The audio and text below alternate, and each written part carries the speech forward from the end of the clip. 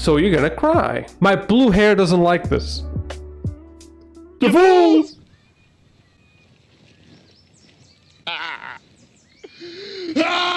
So I wasn't even planning to make the second video, but some bullshit popped up because the media exists. Yeah, you remember literal newspapers made of paper? There's still companies making that kind of shit. And I don't know, I guess the people who write at these companies are as old as the fucking machinery in there. And what specifically really pisses me off when it comes to this situation of, you know, Dave Chappelle The Closer is that it was actually quite beautiful. When it comes to the message and the things that Dave Chappelle wants for people, it was actually quite the very opposite of divisive. But before I get that specifically, I want to show you exactly what catalyzed, you know, my video here. So there I was scrolling through on my phone, very painfully because it's kind of slow, and I meet this. No matter how skeptical you are of information nowadays, it makes you go like, what? Really? Netflix doing that shit? Even though it wouldn't surprise me for a company to do that kind of stuff, I had to click it. And as soon as I click the fucking thing, the title completely changes. Now, I don't know if this is a search engine issue or whatnot, or if this was on purpose, and let me just tell you guys, it was on fucking purpose. So it read that Netflix actually fired or suspended an employee, a transgender employee, which is a yikes in 2021, for her remarks, I think it's her, remarks and opinions on a tweet. And which the article or somewhere I've seen this, they just say like, oh, very politely. Now, don't get me wrong, yes, when you tweet about stuff, I feel like even if you work at a company, you can be against what they do. But this is where the news get interesting.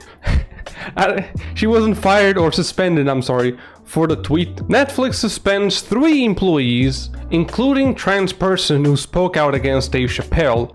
Then there's a beautiful comma there for crashing leadership meeting, which I guess is completely fucking different. So Netflix has suspended 3 employees for crashing a meeting of its top executives, including an out trans person who criticized a new comedy special from Dave Chappelle. Tara Fields, I think there's too many R's there. Tara Field, a senior software engineer based in San Francisco, was among those suspended last week for attending the QBR, Netflix Quarterly Business Review, a 2-day affair that convenes the top 500 employees at the company, man. I don't know, man. The fucking pot gets heavier and heavier. By the like every line I read, it gets heavier. How do you expect to not get suspended over this when you literally have the top 500? Wow. Now would you look at that? It's actually with 2 R's. Terror Field. Reign of Terror. Bruh, not even a Roblox kid would fucking pick up that username, but whatever. I work at Netflix. Yesterday we launched another Chappelle special where he attacks the trans community again. Not really. He attacks you as much as he attacks everyone else, honestly, even his own race. So if you call that attacking, it's a sad life that you live, but go along with it. Just understand, be consistent, and understand that he attacks everyone then. And the very validity of transness, how he literally employed Daphne and he was a close friend of hers. Always recognize her existence as a transgender. Listen, we're not going to try to rationalize this. This is so fucking stupid. All while trying to pit us against other marginalized groups. How can you work at a company and not understand what you're fucking saying? All I remember from Dave Chappelle specifically talking about like how feminism kind of excludes for the most part, you know, when you see those radical or excuse me, those feminist movements, they usually exclude women of color, which is actually true when you consider a lot of historical events. But he didn't do it in a way to be like, see, you know, whites have all this. No, it was about understanding that the difference in tribes, usually there's a hierarchy, and for example, those women who wanted equal rights as men, the same equal rights that men had, all of a sudden it also wasn't for everyone, so not also everyone was equal. The main point that was really easy to pick up, god damn it, man. I don't think you need a lot of life experience to understand what he was saying, but it wasn't even a hidden message, a hidden meaning, so I don't understand this. You're going to hear a lot of talk, again, yes, it's very loud talk, meaningless though, about offense. We are not offended. Wow. You dedicate a whole Twitter post about that shit. You get suspended, but he's not offended. Cut the shit. So imagine yourself in this quarterly review. You're telling Karen that she just simply cannot eat fish during lunchtime because the whole lunchroom is gonna smell like fucking fish, Karen. Memories don't die easy. And then all of a sudden, hiya! someone kicks the door open and yells on top of her lungs, "My blue hair doesn't like this." But it is fair to think that you're not the most emotionally stable person in the world, otherwise you wouldn't just kick the door in like that. So you're gonna cry. "My blue hair doesn't like this." The fools!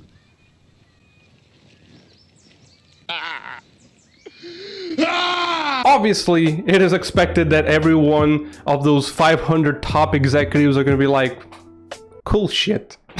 We're literally looking at a chart where we're making millions with Dave Chappelle, one of the biggest specials we ever had. What are you saying? But for real now, it has nothing to do with your opinions, okay? Blue-haired or not, strong opinions or not. It has to do maybe with the fact that you did the most unprofessional shit ever and you expected that that was gonna be, I don't know, taken well by other people. Maybe you have some fucking morons, I wouldn't, what is that, Irish? There are some fucking morons that will be, you know, on the same train as you and they think that this is an appropriate reaction. This is absolutely revolutionary, even though, again, Dave Chappelle lost 50 million for not making Chappelle's show because they didn't agree with, let's say, at the time, the current direction the show was taking, and he kissed 50 million goodbye. Something that I don't know if I would do, but he walked away. He actually sacrificed something, and something that he also mentioned in the special itself that makes me want to respect him. They were like, who is he to tell us anything? I'll tell you exactly who I am. I'm the one that got off the bus and left $50 million on the bus and walked. Because I don't take kindly to people who bother everyone else. They just storm in business rooms and shit like that, and you know, their opinion, they're hurt, so they expect everyone to listen to them, and somehow that's a movement, that's like a statement, and to me it's just gibberish. It's just you being very loud and not bringing anything to the table, quite literally. You gave me a hole in the fucking door, but you know, you're not bringing anything onto the table. And that's a really funny part about this, that people only complain when they're butthurt, when they laugh at everything, but once shit hits the fan. It reminds me, it's my favorite female comedian of all times, Joanne Rivers. And I remember this one part of a special where there was a heckler who was all upset about a specific joke. It's very funny. Yes, it is. And if you don't, then leave. It's funny if you have a deaf son. I happen to have a deaf mother. Oh, you stupid ass. Let me tell you what comedy is about. Stupid. Comedy is to make everybody laugh at everything and deal with things, you idiot. My mother is deaf, you stupid son of a bitch. And this hypocrisy in a certain way kind of amuses me, but also makes me feel really sad that there's people like this. Because in that special, I remember is almost in the beginning of Dave Chappelle's special, The Closer, where he literally makes a joke about priests and kids, and I don't even need to tell you what's the relationship between priests and kids for the most part. Last time I can remember feeling dirty like that, man, I must have been a little boy. I was being by a preacher. Well, don't feel bad for me. I liked it. Yet, no one on Twitter gave a shit. Almost no one gave a shit to that joke, which is quite impressive. People will laugh at everything. Ah, race, that's so funny. Ha ha ha ha ha ha ha ha. Women are so stupid. Ha ha ha ha. Hey. My penis doesn't mean anything. Like, what?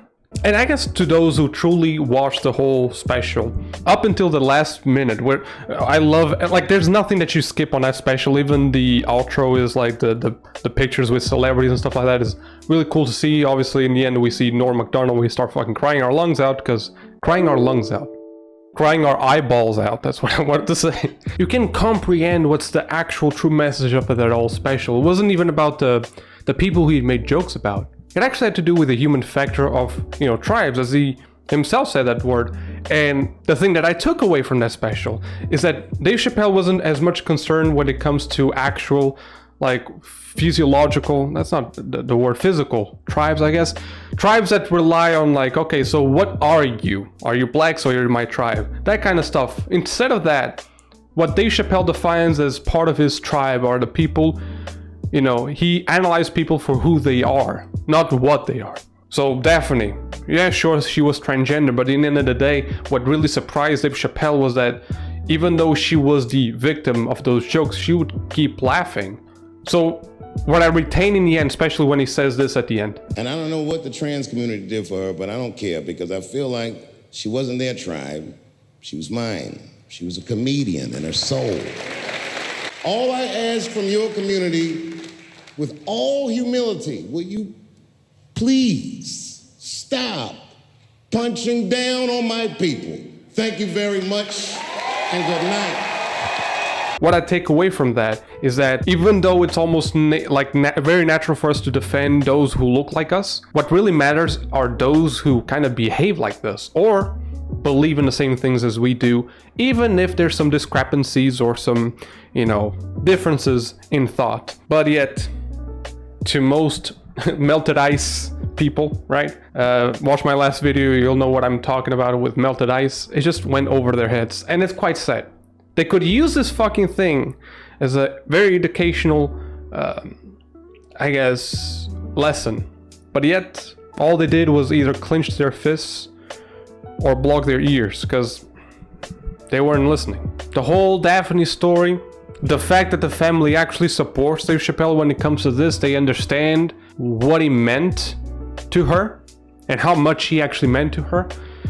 And even though we can't know for sure why she decided to, let's say, quit life, as Dave said, it can't be nice to be that way and keep on living. I think that would take a toll to anyone, regardless of the discussion, whatever we would be about, like race or something like that. It just takes a toll on you to know that you're not being liked by a lot of people, or you're just getting all this hate just for supporting something that is meaningful to you. It must really suck. And listen, if this wasn't already understood in a special, I urge you to think about this, okay? Don't look at people, or don't look at tribes as in like, he shares the same skin color as I do, right? Because that's going to be very superficial at the end of the day. I mean, you're rich, she's very pretty. What do you think this relationship is going to be like? We see the multiple examples of sugar daddies and stuff like that. It's going to be very superficial. If you want that kind of stuff, I guess, but it's not going to be on a long term. It's not going to be good for you. It's not going to make you grow, and it's short-lived. You don't want superficial shit. So when you look at someone, oh, they look like me, and I understand it's natural for you to automatically feel like attracted, I guess, in a certain way to that. Understand there's bigger factors to evaluate people, different aspects that you should be considering to make someone part of your tribe, right? And I don't think it has a lot to do with how you're born or in what way you were born, but rather what have you grown into. I guess that would be the best kind of tribe, the people who you choose due to how they grow up. It's in a certain way the same to you. They grew up, even though they messed up a lot of times, they grew up eventually. I like that kind of people, and usually that's the kind of people that I'll keep around. But I think, as you see with Twitter, if Twitter was a tribe, you wouldn't live 2 days in the fucking woods, because it would be the most dysfunctional shit that you could ever have. You cannot trust without anything to say. I'm sorry if this was a little bit, again, longer than I would have wished, but I think that's all I wanted to say, and hopefully there's nothing else happening with Dave Chappelle. It doesn't affect him in the slightest, right? He's doing that show with Joe Rogan, so he's fine. So thank you so much. Subscribe if you like this style of videos, and I'll see you next time. Thanks for watching.